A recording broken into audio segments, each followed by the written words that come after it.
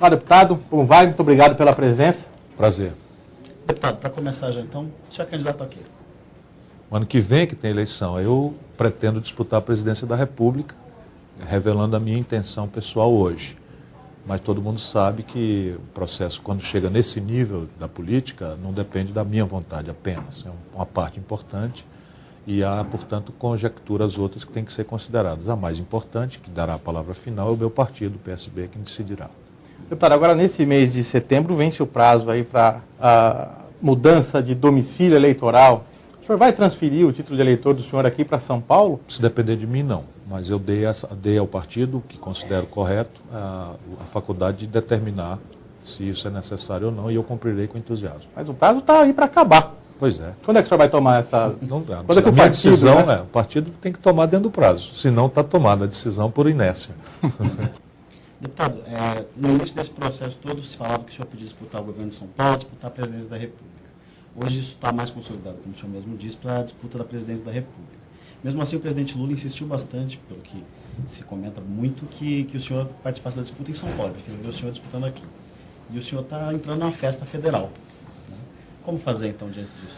Primeiro, vamos repor um pouco por dever de justiça a verdade. O presidente Lula jamais, em tempo algum, me fez qualquer tipo de apelo em relação à candidatura a governador de São Paulo, à presidência da República. Na nossa conversa, que é muito franca, muito fraterna, muito respeitável, muito respeitosa, especialmente eu tenho por ele uma grande estima, o que ele diz é que ele imagina, e isso tem evoluído, que a melhor tática para as nossas forças é fazer uma espécie de plebiscito com apenas 2 candidatos. A realidade brasileira, eu sempre achei isso, não se acomodaria a essa tática. A candidatura da Marina, que é uma grande brasileira, já revela o limite de uma tática como essa. E nós então combinamos, à luz dessa divergência de apreciação do cenário futuro, que afinal de contas fazer profecias nunca foi uma tarefa muito humana, né? Nós combinamos de seguir conversando e examinar a situação ali por fevereiro do ano que vem. É nessa circunstância que ele me pergunta se eu não aceitaria transferir o domicílio eleitoral para São Paulo, mantendo as portas abertas e decidir daqui a candidatura à presidência da República. O senhor vai deixar a porta aberta? Vai depender do meu partido. Eu não tenho esse tipo de atitude na minha vida. Pessoalmente, eu tenho até como um certo defeito na vida pública, na cultura política brasileira, eu tenho uma trajetória de linha reta. Eu nunca fiz uma manobra, não tenho vocação para isso, acho estranho. Se eu viesse para São Paulo, que é o principal estado brasileiro, seria para cumprir uma missão que me desse, vamos dizer, conforto, dignidade. Então eu não posso chegar aqui fazendo de conta que tenho intimidade com a rotina de São Paulo. Eu não faria isso, jamais. Agora, traga a sua experiência, seu espírito público, 30 anos de vida pública com relativo sucesso, para organizar um movimento que convoca a inteligência de São Paulo, que é imensa, né? Para fazer uma apreciação crítica sobre a situação em que São Paulo se encontra e, a partir daí, construir, né? Eu trago o método, mas a inteligência de São Paulo é quem tem que preencher essa questão, um projeto alternativo, seria uma missão extremamente honrosa. Entretanto, não é a minha vontade. O senhor se sentiria mais à vontade como candidato à presidência? Sem dúvida. Eu já fui candidato 2 vezes, corro o Brasil permanentemente. Eu estou hoje aqui, amanhã vou para Belo Horizonte, termino a noite de sábado fazendo uma palestra em Lavras, uma cidade importante do interior de Minas Gerais. Passo em Brasília no dia seguinte, faço um movimento em Tocantins na segunda-feira. Não, é assim há 12 anos, eu trabalho assim há 12 anos. Eu sou convidado pelas universidades, é o que mais me agrada fazer, conversar com os estudantes, porque a política brasileira está se desmoralizando muito cedo.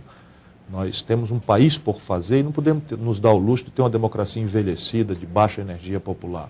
Então eu faço isso com o maior prazer, é o que eu gosto de fazer na política. Deputado eu sou por uma contingência, não tenho nem vontade de ser nunca mais. Mesmo? Sim, mesmo. A gente já vai falar sobre o Congresso, deputado.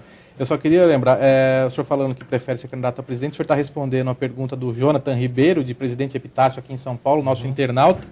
E ainda sobre essa questão da candidatura ao governo do estado de São Paulo, o Nivaldo, internauta aqui da capital paulista, e o Evangelos Calognomus, também aqui, nosso internauta de São Paulo, eles perguntam o seguinte: o Nivaldo primeiro, essa história do senhor poder se candidatar ao governo do estado de São Paulo não é uma pegadinha E o Evângelos pergunta o seguinte: por que o senhor não se candidata ao governo do estado, de algum estado do Nordeste, que é que o senhor, esse negócio de nordestino tem mais? que ficar para lá, né? Para algumas pessoas. Agora, só uma informação para o internauta: eu não pretendo ser candidato a governador de São Paulo, não participo de pegadinha, não tenho nenhum precedente na minha vida pública. Agora, eu compreendo que há muita seriedade na ponderação de alguns companheiros do PSB, do meu partido, e do presidente Lula em cogitar isso. Não deixa de ser extremamente honroso para mim, mas eu não quero, eu não desejo isso. Eu acho que os paulistas têm que achar, entre os que têm rotina aqui, uma pessoa que possa interpretar esse sentimento, né, de mudança que alguns de nós achamos que precisa se oferecer para julgamento superior do povo de São Paulo. Agora, eu já governei o estado do Ceará, fui então por 4 anos o governador mais popular do país, né? Servi ao país como ministro da Fazenda, servi ao país como ministro da Integração Nacional. Eu fui prefeito de Fortaleza, que é hoje a 5ª cidade brasileira em população, também fui o prefeito de capital mais popular do país. E eu não falo isso por qualquer tipo de vaidade, eu falo isso para me apresentar, né? Para que as pessoas que não conhecem, que às vezes ouvem falar apenas pelo disse-me-disse, o bate-boca, né, da política, e é assim que eu quero ser julgado, pelo que eu fiz. E é uma vida decente. 30 anos já. O senhor falou de se definir aí a chapa governista, a sucessão de Lula lá pelo começo do ano que vem. Hoje nos jornais, o presidente da Câmara e o presidente do PMDB, Michel Temer, cobra do PT uma definição para já das alianças e também dessa chapa. O senhor discorda então? Acho razoável. Razoabilíssimo, até porque era do maior interesse de quem quer bem a esse quadro que o Lula representa, que o PMDB se definisse mesmo, né? Assumisse formalmente um compromisso, porque eu temo muito. Não o PMDB, que é um partido que tem defeitos e virtudes como qualquer outro no Brasil, mas a hegemonia moral e intelectual hoje que preside essa relação do PT com o PMDB, eu não gosto. Acho frouxa, a hegemonia frouxa, acho perigosa para o país, acho que o Lula aguenta porque tem uma exuberância na relação popular, na sua liderança, merecidamente, mas nenhum de nós outros aguenta isso.